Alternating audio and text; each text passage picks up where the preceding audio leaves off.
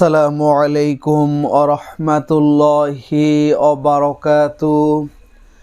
আপনারা দেখছেন মফিদি মিডিয়া, সাথে আছি আমি মনসুরুল হক মফিদি।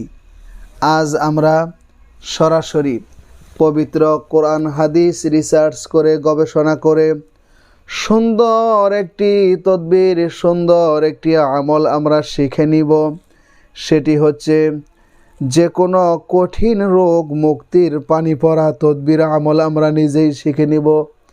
যে কোনো কঠিন রোগের মধ্যে যদি আপনি আক্রান্ত থাকেন, যেই কঠিন রোগ ডাক্তারি চিকিৎসাতেও আপনার ভালো হচ্ছে না, কবিরাজি চিকিৎসা করেও ভালো হচ্ছে না, সেটা থেকে আপনি সুস্থ হতে পারতেছেন না, আপনি হয়তো ধৈর্য হারা হয়ে গেছেন, বা আপনি আপনার লাইফের উপর, জীবনের উপর আপনি আশা ছেড়ে দিয়েছেন, এরকম কঠিন রোগও যদি আপনার থাকে, আজকে আমি সুন্দর একটি পানি পড়া আপনাদেরকে তদবির শিখিয়ে দিব ইনশাআল্লাহ।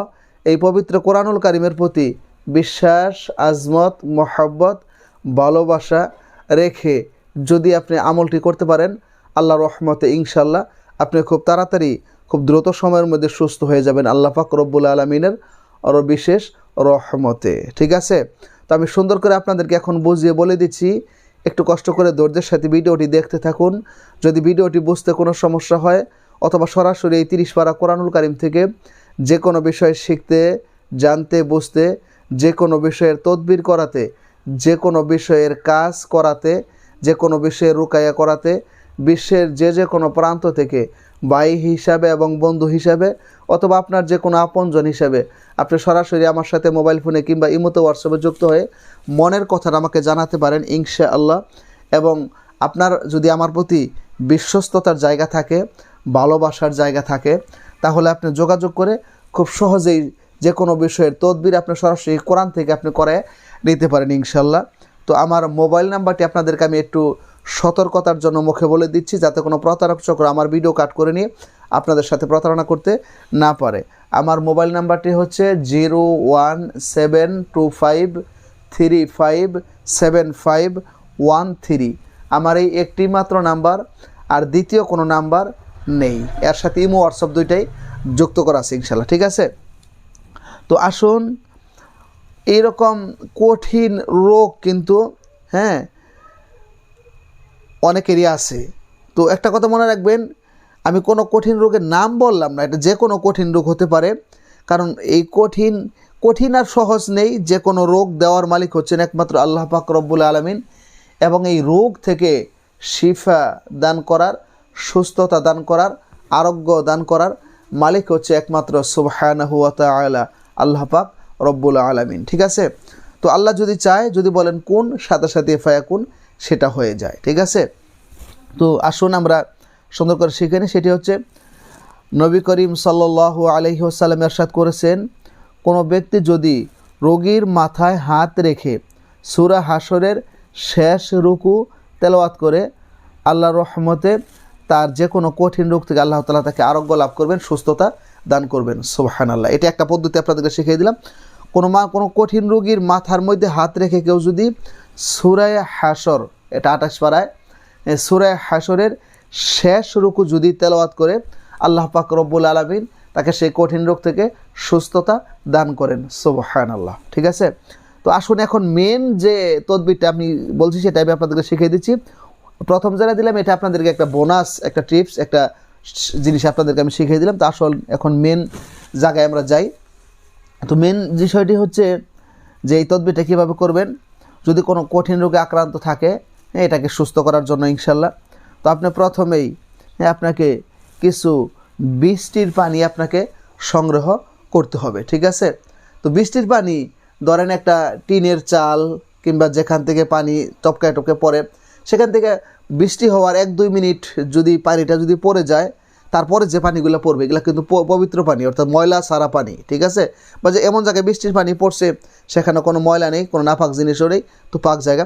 তো যে কোনোভাবে আপনি একটু বৃষ্টির পানি কী করবেন, সংগ্রহ করবেন। ঠিক আছে, অনেকে কিন্তু বৃষ্টির পানি বৃষ্টির সময় বোতলে ভরে ঘরে রেখে দেয়, এটা অনেক রোগের কাজ করে, আমরা হয়তো অনেকেই জানি না। ঠিক আছে, বৃষ্টির পানি প্রথমেই সংগ্রহ করবেন। সংগ্রহ করার পরে আপনার দ্বিতীয় কাজ হচ্ছে আপনি যে কোনো কলম দ্বারা যে কোনো কাগজের মধ্যে আপনি সূরাতুল ফাতিহা অর্থাৎ আলহামদুলিল্লাহি রব্বিল আলামিন এই সূরাটা আপনি নিজেও লিখতে পারেন বা কোনো মাদ্রাসা পড়ুয়া কোনো ছাত্র দিয়ে কিংবা কোনো আপনার মসজিদের ইমাম বা কাছাকাছি যদি কোনো ভালো হুজুর থাকে তাদেরকে দিয়ে আপনি সূরাতুল ফাতিহা অর্থাৎ আলহামদুলিল্লাহি রব্বিল আলামিন এখান থেকে নিয়ে গায়রিল মাগদুবি আলাইহিম ওয়ালাদ-দাল্লিন আমিন পর্যন্ত পুরাটা লেখাবেন। আপনারা হয়তো অনেকেই জানেন না, উল্লেখযোগ্য একটা তাফসিরের কিতাব রয়েছে। সেই তাফসিরের কিতাবের নাম হচ্ছে তাফসিরে বাইজবি। তাফসিরে বাইজবির মধ্যে এই সূরাতুল ফাতিহার নাম শুধু সূরাতুল ফাতিহা নয়, এর আরও অনেকগুলো নাম কি করা আছে, উল্লেখ করা আছে। কোনো কোনো তাফসিরের মধ্যে সূরাতুল ফাতিহার নাম 14টা উল্লেখ করা আছে, 21টা উল্লেখ করা আছে, 22টা, 24টা, 25টা উল্লেখ করা আছে। এরকম অনেক তাফসিরের মধ্যে পাওয়া যায়। তো আমি যেই জিনিসটা আপনাদেরকে মেন বলতে চাই সেটা হচ্ছে সূরাতুল ফাতিহার নাম শুধু সূরাতুল ফাতিহা নয়, এর আরও অনেকগুলো নাম রয়েছে। যেরকম সূরাতুল ফাতিহার একটা উল্লেখযোগ্য নাম রয়েছে সূরাতুশ শিফা।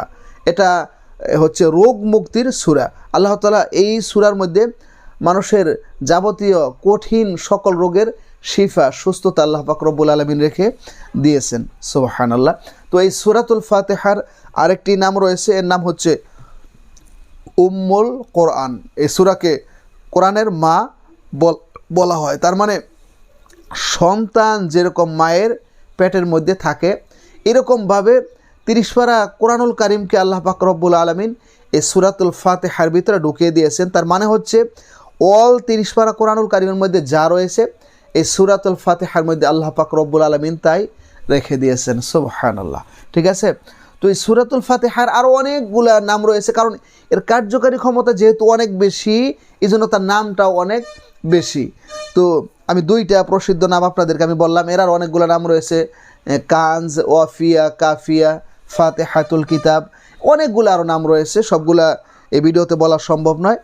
তো সূরাতুল ফাতিহাটা লিখে একটা কাগজের মধ্যে যে কোনো কলম দ্বারা এই বৃষ্টির পানি একটা গ্লাসের মধ্যে নিয়ে সেখানে এই কাগজটা 2-3 বার চুবাবেন। ঠিক আছে, মানে আমাদের টাঙ্গাইলে বলে চুবানি, এটাকে ভিজাবেন। ঠিক আছে, অনেক জায়গায় অনেক ভাষা থাকতে পারে, তো আপনারা বুঝে নেবেন। সেটাকে এই গ্লাসের মধ্যে দিয়ে কয়েকবার এরকম এই আপনার চুবাবেন, যেরকম অনেক সময় চা খাই না ট্রি ব্যাগ দিয়ে এরকম লাড়া দেই, এরকম কয়েকটা লাড়া দিবেন। ঠিক আছে, লাড়া দিয়ে এই কাগজটা আপনি অন্য জায়গায় রেখে দিবেন, ফেলে দিয়ে সেই পানি আপনার অল্প কয়েকদিন রোগে কী করবেন, পান করাবেন এবং রোগীর মাথায় একটু দিয়ে দিবেন কিংবা পানি দ্বারা হাত পা একটু এরকমভাবে মুছে দিবেন, মানে মালিশ করাই দিবেন। ঠিক আছে, তো এটা হচ্ছে একটা নিয়ম।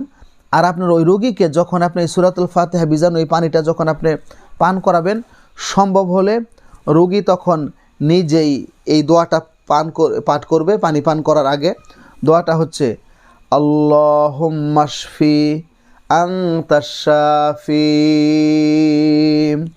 ওয়াকফি আনতাল কাফি ওয়াফি আনতাল মাআফি।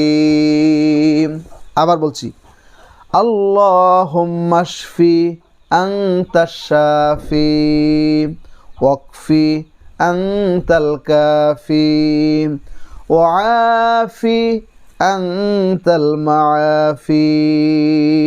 সহজ দোয়া, আল্লাহুম্মা শফি আনতাশ শাফি ওয়াকফি আনতাল কাফি ওয়াফি আনতাল মাআফি। এটা রোগী কমপক্ষে একবার পাঠ করে সে পানি পান করবে। যদি রোগী এরকম দেখা যায় যে সে কথা বলতে পারে না বা আরও সেন্সিটিভ, আরও কঠিন রোগে আক্রান্ত হয়ে গেছেন, সেই জন্য যে তাকে পানি পান করাই দিবে সেই দোয়াটা একবার করে পাঠ করবে পানি পান করানোর সময়, আল্লাহুম্মা শফি আনতাশ শাফি ওয়াকফি আনতাল কাফি ওয়াফি আনতাল মাআফি। ঠিক আছে, এই দোয়াটা পাঠ করে পানি পান করে দিবে। এই পানিটা আল্লাহর রহমতে ইনশাআল্লাহ সর্বনিম্ন 1 সপ্তাহ, 7 দিন, দেখা গেছে 7 দিনে যদি পরিপূর্ণ সুস্থ না হয় তো 14 দিন, আনা হলে 21 দিন, 3 সপ্তাহ পর্যন্ত। আরও বেশিও যদি সকাল সন্ধ্যা রোগীকে যদি পানি পান করান বা পানি হাতের মধ্যে নিয়ে ভিজিয়ে হাত পা মাথা যদি মুছে দেন তাহলে আরও ভালো। তো আল্লাহর রহমতে এই আমলটা যদি আপনি করতে পারেন, আল্লাহ রহমতে খুব তাড়াতাড়ি খুব দ্রুত আল্লাহ তাআলা সেই রোগীর কঠিন রোগ থেকে আল্লাহ তাআলা তাকে সুস্থ দান করবে। আমলটি যারা করবেন তারা অবশ্যই মসজিদ, মাদ্রাসা কিংবা কোনো এতিমখানায় কিছু হাদিয়া দিয়ে দিন, কিছু দান খয়রাত আপনি করিয়েন, কিছু অসহায়দেরকে পারলে কিছু সাহায্য করিয়েন, তাইলে আরও তাড়াতাড়ি দ্রুত ফলাফল পেয়ে যাবেন। তো আশা করি আমলটি আপনারা বুঝতে পেরেছেন। যারা এই ভিডিও দেখে আমলটি করবেন তারা অবশ্যই কমেন্টস বক্সে আমিন লিখে যাবেন এবং ভিডিওটিতে একটি লাইক দিয়ে দিবেন। এবং যে কোনো বিষয়ের মতামত আপনি সরাসরি আমার সাথে মোবাইল ফোনে কিংবা ইমোতে হোয়াটসঅ্যাপে যুক্ত হয়ে বিশ্বের যে কোনো প্রান্ত থেকেও জানাতে পারেন।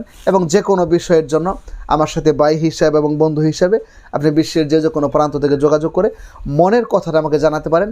যে কোনো বিষয়ের তদবির, যে কোনো বিষয়ের কাজ আপনি সরাসরি কোরআন থেকে খুব সহজেই আপনি করায় নিতে পারেন ইনশাআল্লাহ। তো আল্লাহ পাক রব্বুল আলামিন যারা কঠিন রোগে আছেন তাদেরকে যাতে সুস্থতা দান করেন, শিফা দান করেন।